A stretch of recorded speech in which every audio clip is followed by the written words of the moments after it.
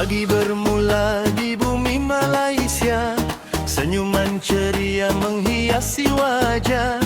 19 hati melangkah bersama, memburu mimpi ke kota sejarah.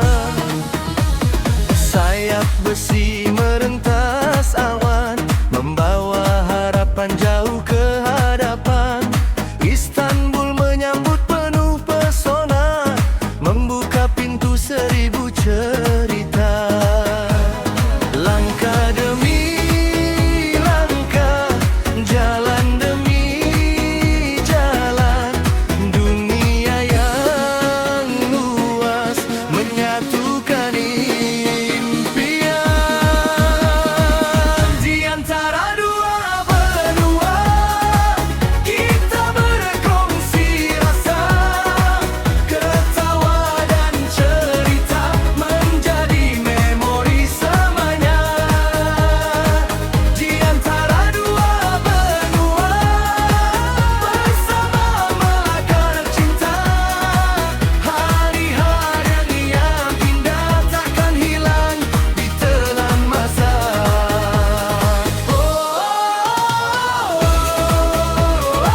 Turki dalam jiwa,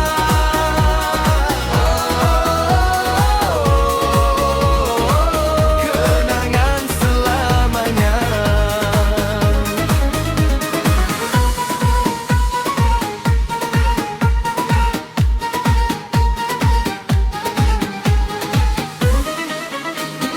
Bolu yang dingin menyapa pagi, udara segar menghidupkan hati. Ankara berdiri penuh sejarah, mengajar makna sebuah negara. Di Tuzgolu Tasik, garam memutih luas, langit dan bumi seakan lepas. Kamera merakam setiap detik, namun memori lebih cantik. Jauh perjalanan, bertambah kenalan, setiap pertemuan menyimpan keindahan. Di antara dua benua, kita berkongsi rasa, ketawa dan cerita menjadi memori selamanya. Di antara dua benua, bersama melakar cinta, hari-hari yang indah takkan hilang di telan masa.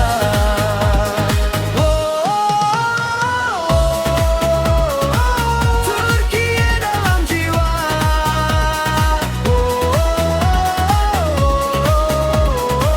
kenangan selamanya.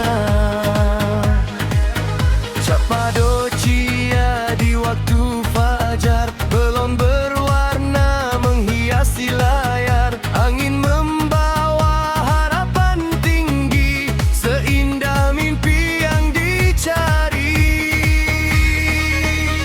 Kunya berbisik tentang cinta, bumi mengajar makna jiwa, bahwa perjalanan yang sebenar adalah mengenal diri yang sabar. Terima kasih Mumtaz Travel, menyusun langkah yang begitu indah. Terima kasih Ustaz